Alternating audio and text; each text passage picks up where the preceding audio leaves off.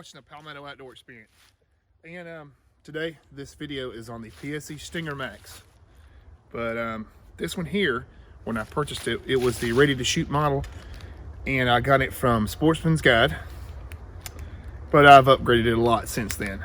So I probably put about 1,000, 2,000 shots through it, and went ahead and updated the strings. These are threads. I think they set me back around $120 installed. I've also upgraded my sight to an HHA Optimizer Sport. Is that what it is? Optimizer Light, sorry. And I'm also running the Q80 drop away rest. I set this whole bow up myself. I just got finished paper tuning it, shot a bullet hole. I also have a 12-inch stabilizer bar. Just got it off of Amazon, and it shoots well. So we're right here at 40 yards, and I do have the bow roughly sighted in. I'm gonna see about where I'm at, see if I need to make any windage adjustments, and we might go back there and shoot one at 100, or shoot a couple at 100. And I'm also testing some of these arrows that I fletched myself. I've been learning how to fletch arrows, so bear with me. I might send one into outer space, hopefully not.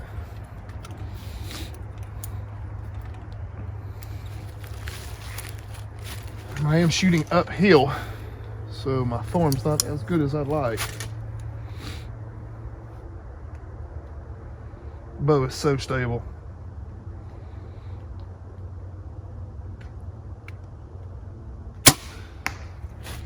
Now, I shoot this one, and I shoot a an NTN Evo. So I noticed that one was just a little bit low, but I haven't changed out the sight tapes yet, so I'm really just getting the idea of where the sight tape needs to be set for this bow, because I just took it off my NTN Evo. But I know it's close because the arrows are close. This is a 70-pound bow, and so is the other one, and they're both at 29.5-inch draw.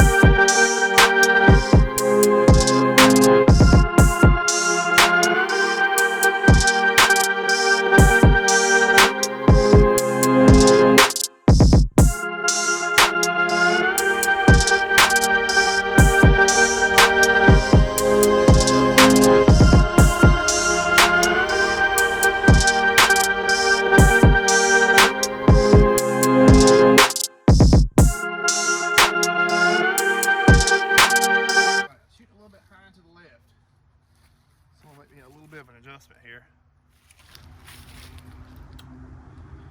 Bring it on over.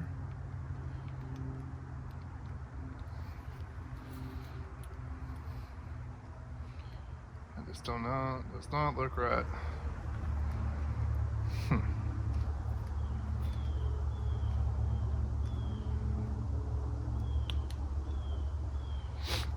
I don't know if I like that.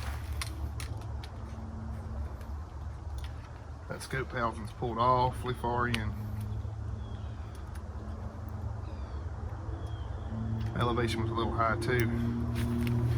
We're really just testing out today, boys.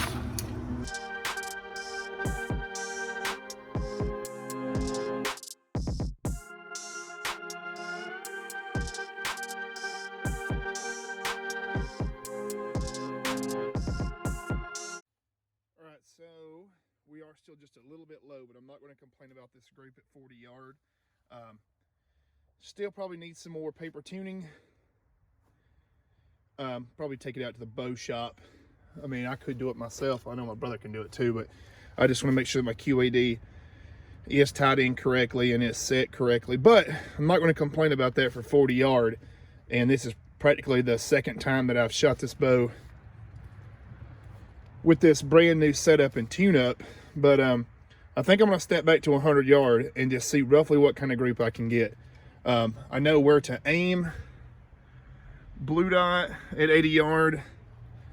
Since my pin maxes out at 80, it should give me the correct drop. So I'm gonna see roughly where I'm at. So let's check it out. Okay, so we have made it out to the 100 yard range, and hopefully I won't lose any arrows. Like I've said, this is just a brand new setup. I have tons of videos on it when it was out of the box ready to shoot. I shot some amazing groups out of it with just the 5-pin sight, the whisker biscuit. There was nothing wrong with the bow the way that it came. It did come with the with a different type of peep that tied into your cable here to keep it straight. Now, you know, I said earlier that I'd shot it about 1,000 times, and then I changed the string. So let me explain that. I probably put about more than 1,000, because this was really the first bow that I had bought, and this was about 6 months ago now, and I wanted to get back into archery. So I practiced at 20 yard, 10 and 20 yard, just practicing releasing the bow, holding the bow on target, you know, just really focused. And I just put repetition after repetition after repetition through the bow in order to get really proficient at it. Again, I used to shoot when I was younger, and I wanted to practice. And then I started getting back, you know, my yardages and ranges and stuff. But I'd sit on the back porch at my mom's on the weekend. I'd go up there, and I had the ability to shoot 20 yard on the back porch, and I would literally shoot 6 to 7 hours at a time at 20 yard, and just shooting at a 5 spot, shooting. And that way I could practice. And then once I got really good with this bow, I bought the NT and Evo, which I also have videos of. Love that bow. But I had this sight originally on the Evo, and this stabilizer bar. I've since big time upgraded it, and I just put all the stuff except for the QAD. I bought it from my brother. Put it on the Stinger Max and back to the strings. So after around 2,000, maybe more, I just said 1,000. I'm not sure why I said 1,000, but the strings, the factory strings, were starting to come unfrayed, which I have a video on. The bow pretty much almost blew up on me right down here at the range. I was shooting with my brother. I was shooting 60 yard back before I had strings, and you can see in the video I showed they were starting to fray. But I just took it to a little local bow shop. Had a 1 week turnaround. He got me some strings. I think that they're threads. But you know, I'm just going to shoot these till it wears out. Then I'll probably pass it down to my nephew or something. It's a good bow. I got a Matthews that it was given to me, and I have a PSE Typhoon, and then the NT and Evo, which is what I primarily shoot. But this bow here, I primarily shoot these Black Eagle Carnivores out of it. They are a 350 spine.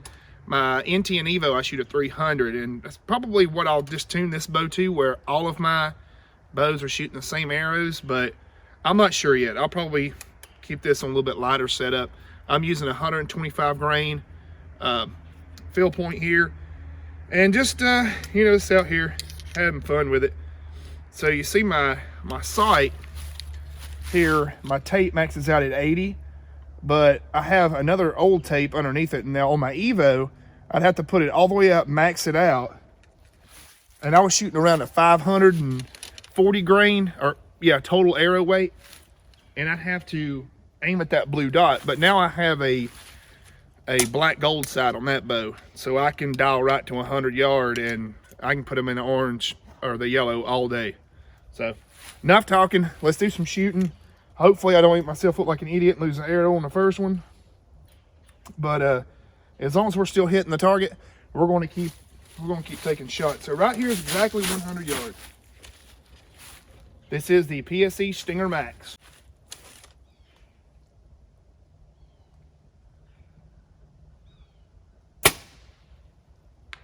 Yep, it was just a little bit low. So that was my fault. I didn't go all the way to my blue dot. And I have calculated that blue dot out, but I thought I shouldn't have done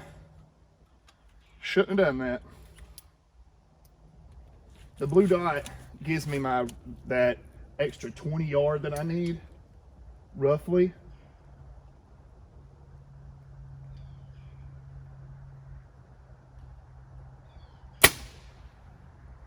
I'm gonna tell you, that is a tiny, tiny target, really, to aim at 100 yard. I mean, it might look big out there, but you get a lot of target panic, you can get. And then you're not aiming at where you want it to, you know, to land. You're aiming at something completely different.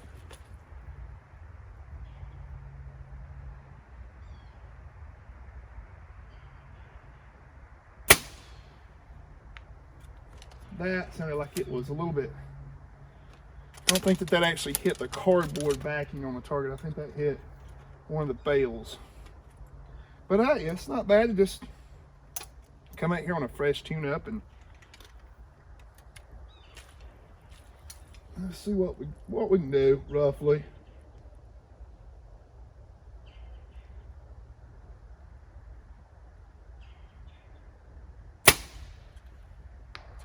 Oh, that sounds so good.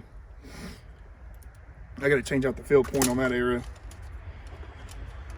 And I tried my hand at fletching some. I didn't do so hot. I don't think I had my gauge set up right, or my jig. And I've got a little bit of aggressive, I guess you call it like arrow vein rifling.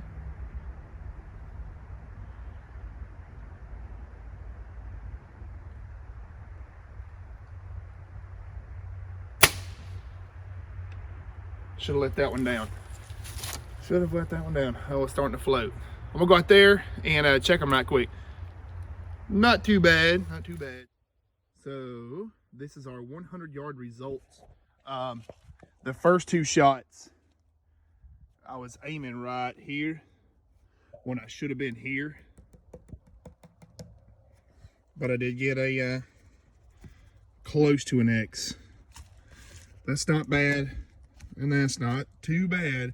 And that's really the first, that's the first time I've ever shot a PSE Stinger Max at 100 yard. So we're gonna do some follow-up videos. I'm gonna let my brother shoot. He's really good. And we'll have this bow, by the time I make another video on it, it'll be really well tuned. And it will be ready for some 100 yard, maybe 120 yard action. So you guys are watching the Palmetto Outdoor Experience. Thank you. Have a good day. Make sure to like and subscribe.